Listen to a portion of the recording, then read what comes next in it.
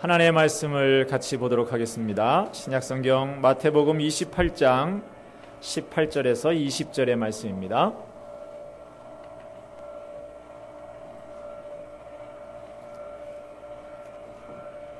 마태복음 28장 18절에서 20절의 말씀, 우리 같이 한 목소리로 이 세 절의 말씀 같이 읽도록 하겠습니다.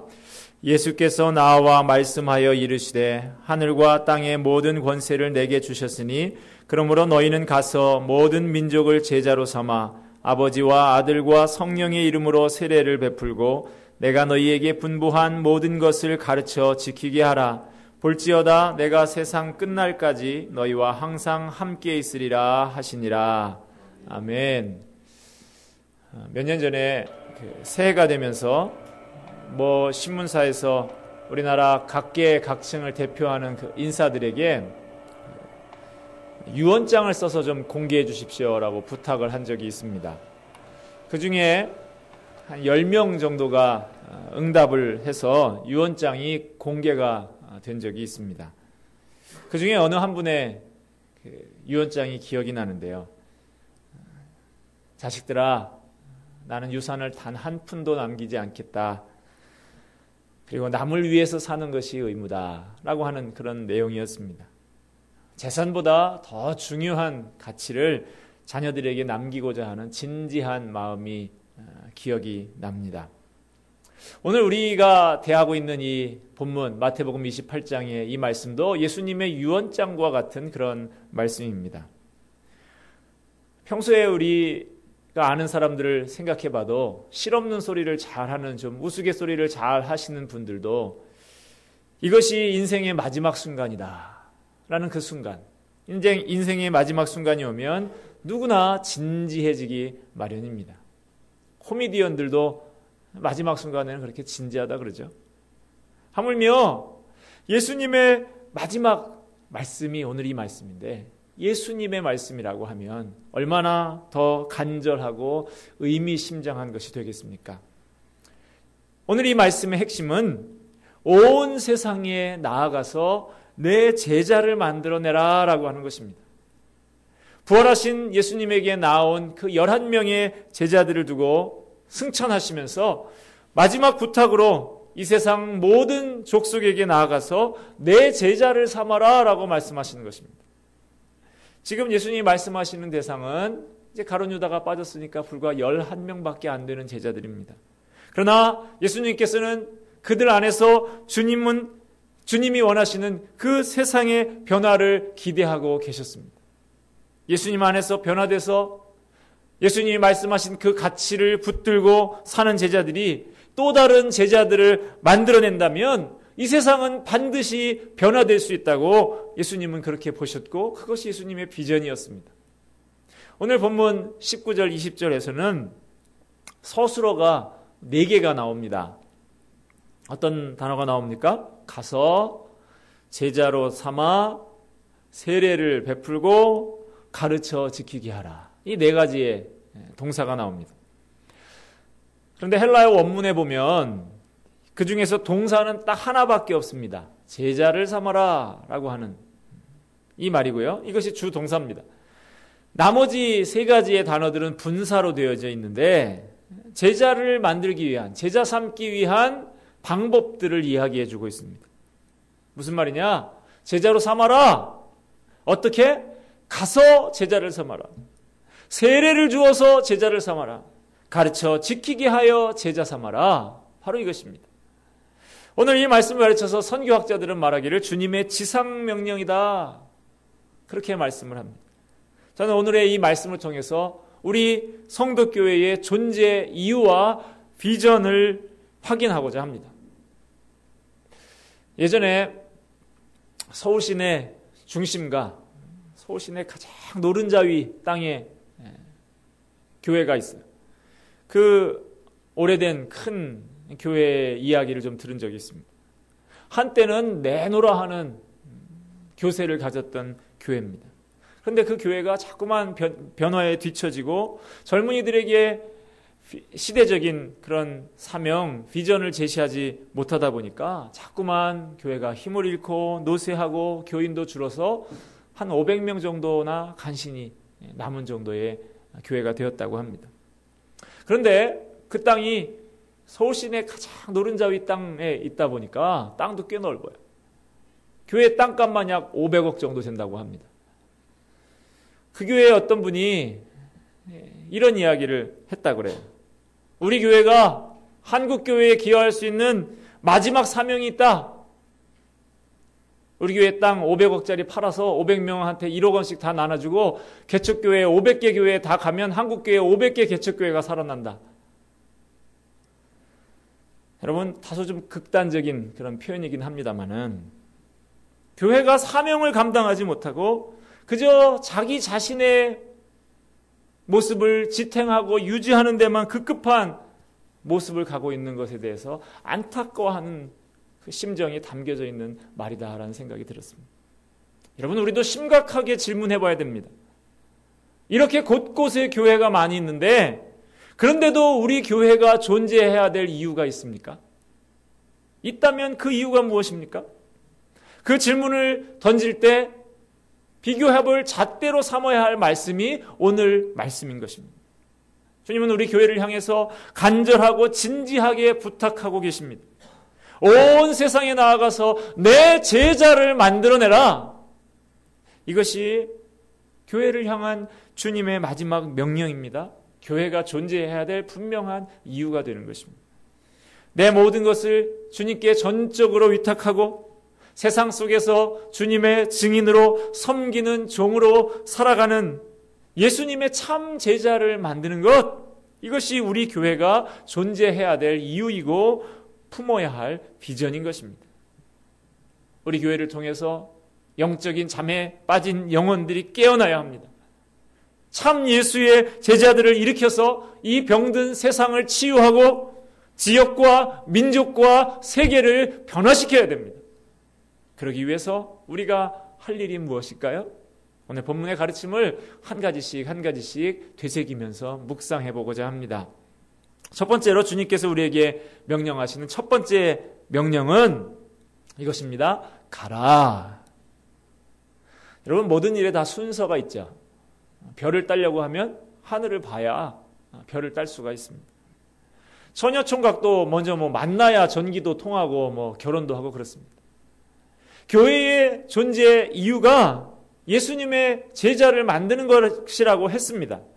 그런데 그것도 우선 전도가 없이는 될 수가 없는 일입니다. 예수님의 제자로 변화되기 위해서는 우선 예수님을 만나야 하는 것입니다. 만남이 있은 다음에 그 다음에 변화도 있습니다. 그러므로 교회가 우선적으로 감당해야 될 일이 뭐냐? 제자 삼기 위해서도 먼저 해야 될 일이 뭐냐? 전도다라고 하는 것입니다. 전도를 잘하기 위해서는 교회의 구조가 사람들을 오라 하는 구조로만 되어 있어서는 안 되고 가는 구조로 되어 있어야 합니다. 대부흥의 시대에는 그저 가만히만 있어도 사람들이 회개하며 눈물을 흘리며 교회로 찾아오던 시대도 있었습니다. 한국교회도 60년대를 70년대를 넘어가면서 그저 개척교회가 천막만 하나 쳐도 사람들이 몰려오던 그런 시대가 있었습니다. 그러나 그런 시대가 아닌 이상 저절로 교회에 찾아오는 사람들이 얼마나 있겠습니까? 찾아오지 않는 사람들은 그대로 지옥 가도록 내버려둬야 될까요? 아닙니다. 우리가 가야 하는 것입니다. 그들이 살고 있는 가정으로, 직장으로 우리가 가야 하는 것입니다. 선교학자들은 이 교회는 모이는 교회와 흩어지는 교회가 있다라고 강조를 해왔습니다.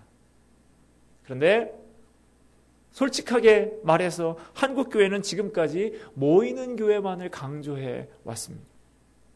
우리가 교회당에 와서는 내가 그리스도인이냐 하면서 그런 모습들을 보여주고 있습니다만은 더 중요한 우리의 삶의 현장에 가서는 신앙과 별 상관없이 이중적인 모습을 가지고 살아왔던 것입니다. 우리는 이제라도 주님의 명령을 따라서 가야 합니다. 예수님을 만나서 구원을 얻고 삶의 변화를 경험한 다음에 그 소중한 만남과 그 변화의 경험을 가지고 세상의 한 복판에 나가서 그것을 나눌 수 있어야 하는 것입니다.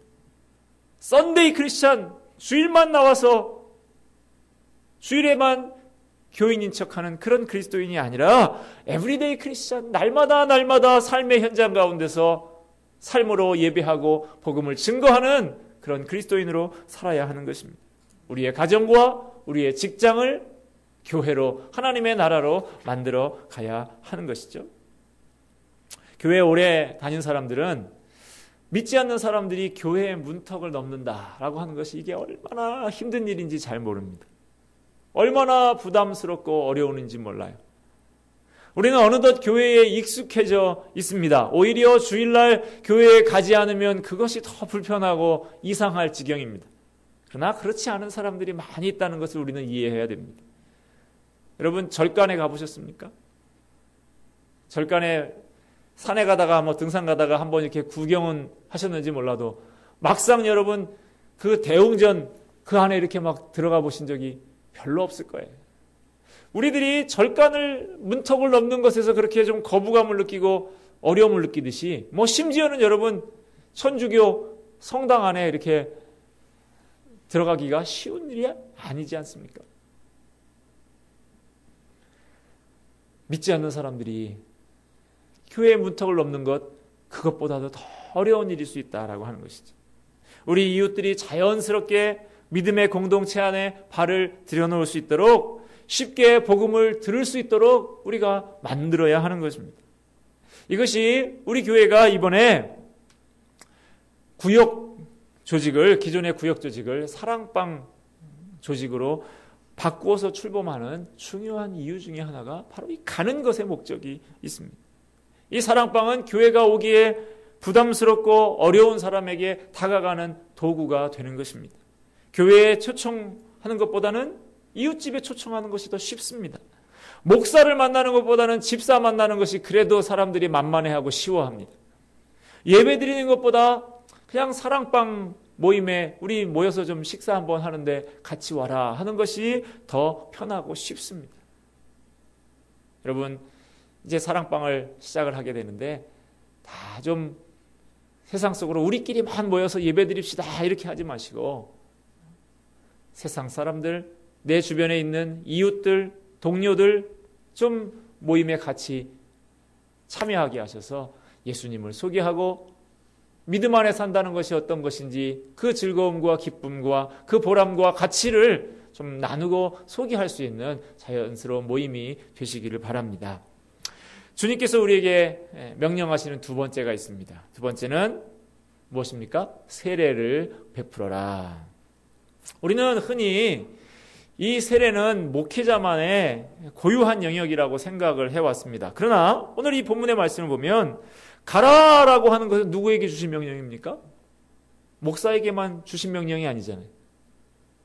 제자들에게 또는 이 본문을 읽는 모든 그리스도인들에게 주신 명령이 가라라고 하는 명령이라고 한다면 그 바로 뒤에 이어서 나오는 세례를 베풀라 하는 명령도 모든 그리스도인들에게 주신 명령이라고 보는 것이 본문에 대한 일관성 있는 해석이라고 할 수가 있어요.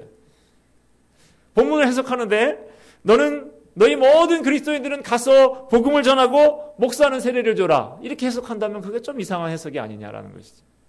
여러분 오해하시지 마시기 바랍니다. 저는 오늘 이 성례전을 아무나 다 집례해도 된다 그렇게 말하는 것 아닙니다. 그렇게 주장하는 것 아닙니다. 성례전의 집행은 목사가 감당하는 것이 교회의 공적인 질서와 덕을 위해서 옳다라고 저는 지금도 생각하고 있습니다. 그럼 오늘 본문의 교훈은 뭐냐라고 하는 것입니다. 세례가 무엇입니까? 개인의 신앙을 공적으로 고백하는 것입니다. 하나님의 자녀됨을 인치고 선포하는 아주 중요한 예전이 이 세례입니다. 그렇다면 우리가 전도할 때 그냥 지나치듯이 예수 믿으세요 안 믿으면 말고 이렇게 할 것이 아니라고 하는 것입니다. 그렇게 하고 끝날 것이 아니라 그 사람이 신앙을 자기의 입술로 고백하고 세례를 받을 정도까지 살피고 도와줄 수 있어야 한다. 이것이 세례를 베풀라라고 하는 말인 것이죠.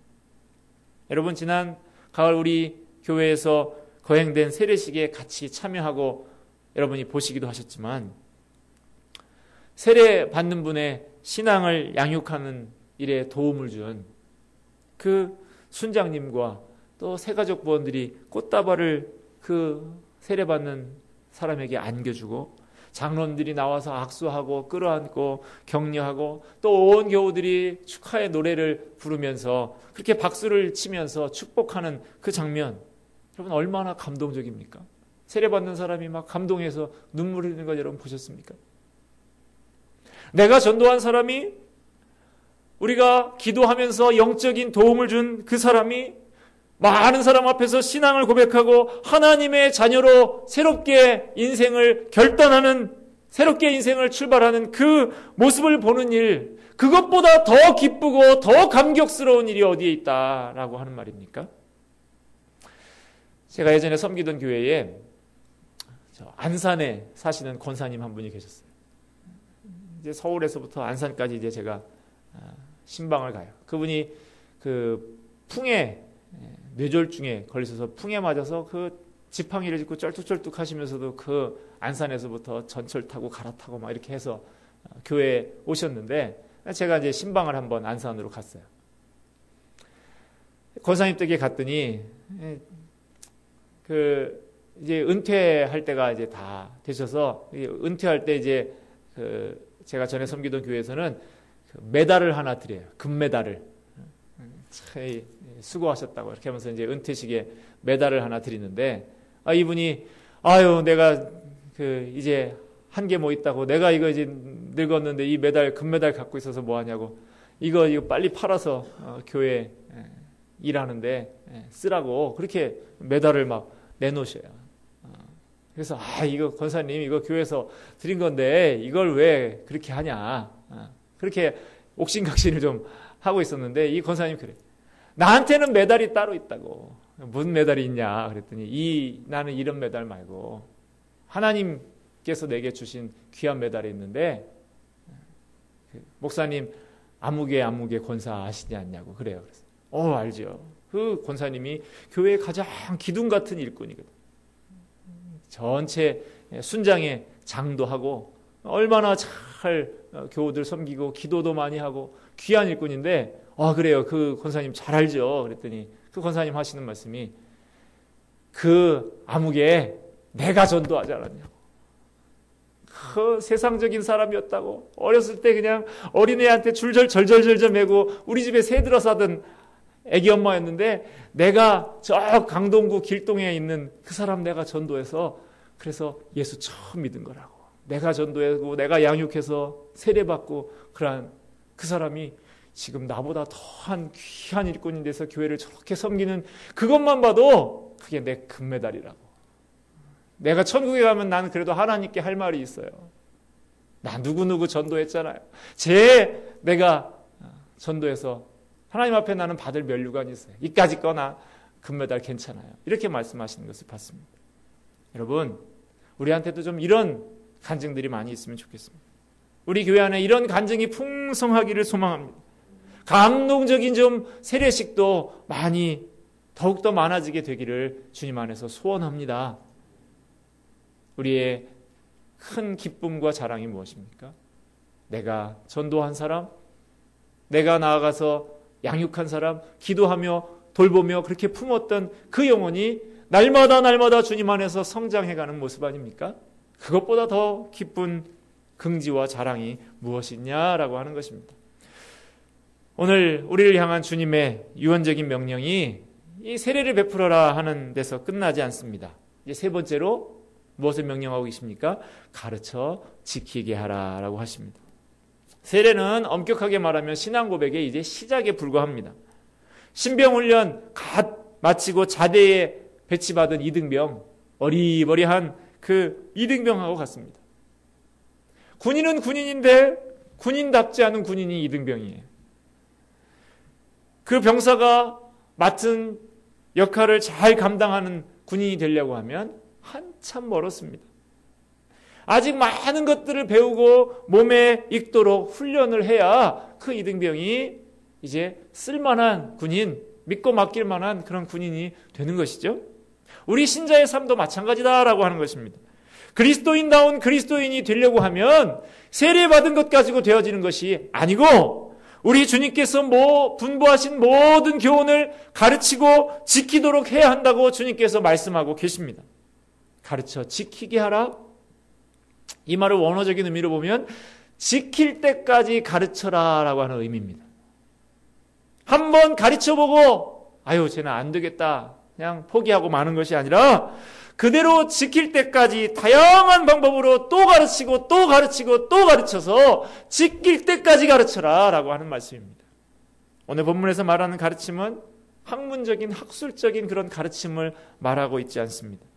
여기에서 가르침이라고 하는 것은 생활 속에서의 순종을 전제로 하는 가르침이에요. 이런 가르침에 가장 필요한 것이 뭐냐? 역할 모델, 롤 모델이라고 하는 것이죠. 가정에서 우리 자녀들이 부모들이 말하고 입으로 하는 것을 보고 가르쳐서 배우는 것이 아니라 부모들이 행동하는 것을 보고 배웁니다. 그래서 자식 농사가 잘 되는 집안을 보면 계속 잘 되고요. 안 되는 집안은 보면 계속 안 됩니다. 마찬가지로 한 사람이 예수를 처음 믿었을 때 이 사람이 그리스도인으로 살아가는 법을 어떻게 배웁니까? 물론 설교를 통해서 배우기도 합니다마는 그것보다도 선배 신앙인들의 사는 모습들을 보면서 그것을 보고 배우는 것입니다. 그래서 좋은 믿음의 선배들이 그 역할 모델이 있는 교회는 계속해서 좋은 믿음의 후진들이 양성돼서 나아가는 것을 볼 수가 있습니다. 교회가 갈수록 대형화되고 있습니다. 주일 예배도 여러 번씩 어떤 교회는 7번, 8번씩도 예배를 드립니다.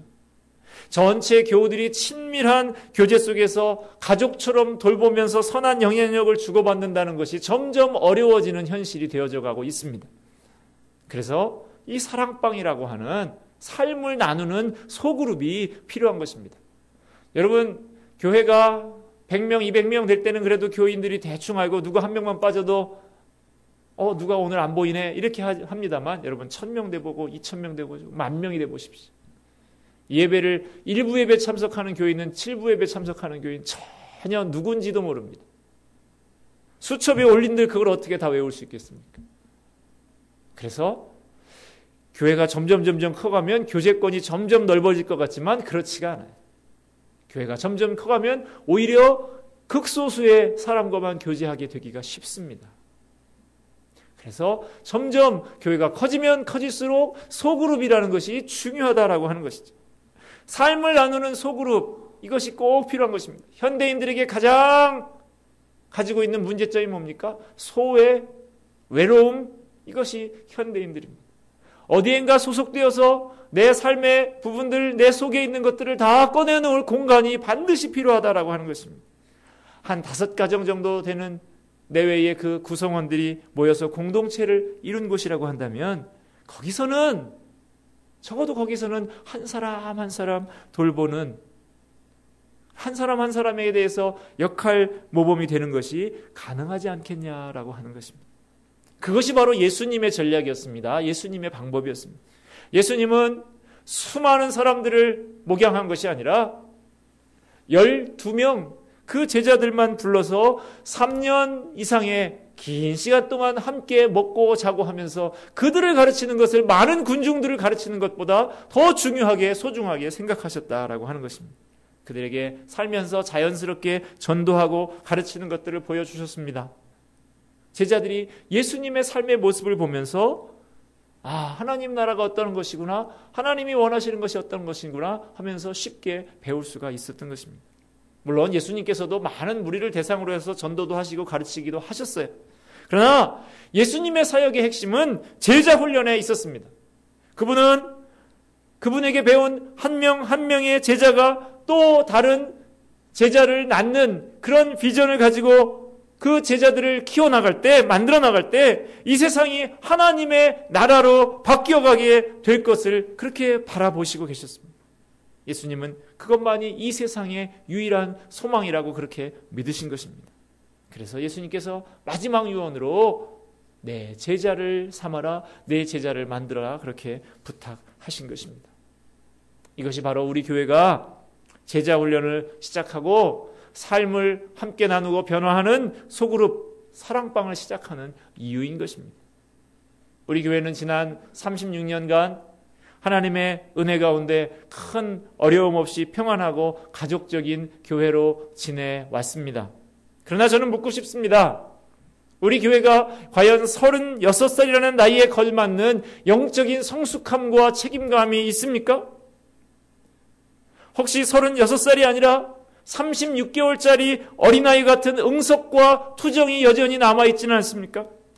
다른 사람을 돌봐야 마땅할 만한 사람이 매일 나만 돌봐달라고 앵앵거리고 응석 부리고 있지는 않냐라고 하는 것입니다. 우리 교회에 36살다운 그런 비전과 왕성한 패기와 열정과 도전 정신이 있는지 여러분들에게 묻고 싶습니다. 인생 다 산 죽을 날 받아놓고 있는 늙은이처럼 배우고 싶은 것도 없고 해보고 싶은 것도 없고 다 귀찮다면 그거 정말 곤란한 일이 아닐 수가 없습니다. 월드컵 경기장에 아무리 많은 사람들이 모여서 있어도 그들을 통해서 세상이 변화하는 것이 절대로 아닙니다.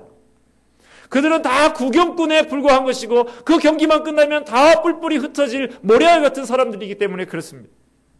우리 교회에 이런 구경꾼 같은 사람들만 가득하다면 그것은 참 문제가 아닐 수가 없습니다. 주님께서 슬퍼하시고 한탄하실 일입니다.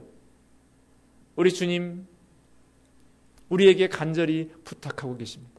가서 제자를 삼아라. 가서 내 제자를 만들어라. 너부터가 내 제자가 되어라. 우리 각자가 나부터가 예수님의 참 제자가 되기로 작정하고 제자의 삶을 훈련할 수 있기를 바랍니다.